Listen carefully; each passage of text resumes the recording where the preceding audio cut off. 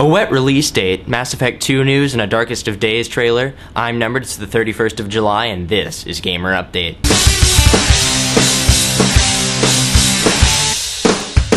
First up for today, the cover art to Mass Effect 2 was released. Mass Effect 2 won't be coming out for some time yet, but the cover art does give us some clues about the game. As you can see, they have reconfirmed that Commander Shepard has lived and will be playing the main character in the next game. You can also see two people that will likely be Shepard's squad mates in the next game. The first one is a woman that could possibly be a reworking of Ashley from the first game, but is far more likely to be a new character. The other is possibly Rex from the first game, but racist jokes aside, all Krogans do look the same, so really it could be any Krogan. The cover also reflects the darker, more war-torn theme they were going for in the game, so we can expect more of that. Eliza Dushku is wet. But seriously, Bethesda's upcoming action assassin game Wet, featuring the voice of Eliza Dushku, has a release date of September 15th. There are also some new trailers showing off the game's acrobatic awesomeness, so if you want to check those out, there's some links in the sidebar. Darkest of Days has a new weapons trailer showing off all the lovely guns from the past and future you will be able to use in the game. Darkest of Days has been keeping a fairly low profile, so if you haven't heard of it, Darkest of Days is a first-person shooter about a time traveler who goes back in time to key battles to save certain people to keep history intact. Check out the weapons trailer as well as the original trailer, links to both of them are in the description. Speaking of trailers, Halo 3 ODST has a new Desperate Measures trailer featuring Nathan Fillion being generally awesome. Oh yeah, and he also explains the beginning of the game.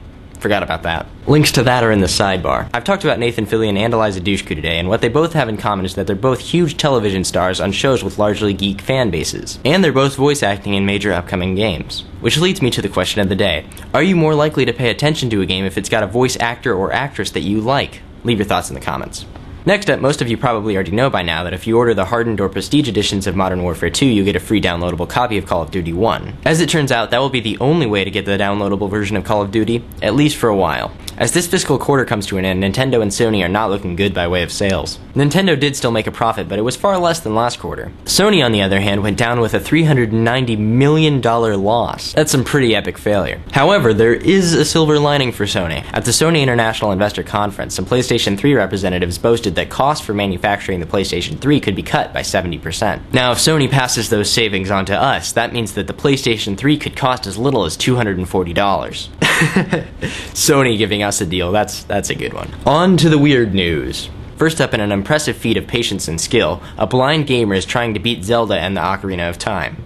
He's been given some help by some very dedicated Zelda fans, and his strategy is interesting, although very tedious. He has not beaten the game yet, but is uploading his exploits every day. Last I checked, he was doing the dog side quest in Hyrule. If you want to see his YouTube channel, there's a link in the sidebar. Playing a game blind is impressive, but playing a game with a boot? That's just weird. On a BBC Technology highlight, one crazy gamer / inventor invented a way to play Pong by squeezing up or down on a boot to control your paddle. You think that's weird? Wait, it gets better. There's a whip between the two players that will smack you if you lose the point. If you want to see that bizarre video, there's a link in the description. We've got a lot of links today. Fan mail. Smartest Jackson writes, "Hey Battle Gamer News, blah blah blah blah blah blah blah blah.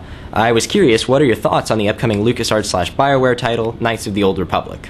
If you don't know already, Star Wars Knights of the Old Republic is an MMORPG set in the Star Wars universe. Just like Star Wars Galaxies, except this one won't suck because BioWare is awesome. The trailers look cool and I like all the classes so far, so I'm really looking forward to it. Thanks for asking." The game of the day for today is Fat Princess. Fat Princess is a downloadable game released exclusively for the PlayStation Network. The game is a cartoony multiplayer game where you and your team try to rescue your trapped princess in the enemy castle while trying to defend your captured princess as well. The premise is that of Capture the Flag, but with an important twist. You can feed your captured princess cake, making her fatter and therefore harder to carry back, adding a level of comedy and depth to the game. Fat Princess offers several classes to choose from, ensuring there's plenty of variety in the game. So if you've got a PlayStation 3 and a desire for some obese insanity, definitely give this a look. I'm Numbered, and this has been Gamer Update.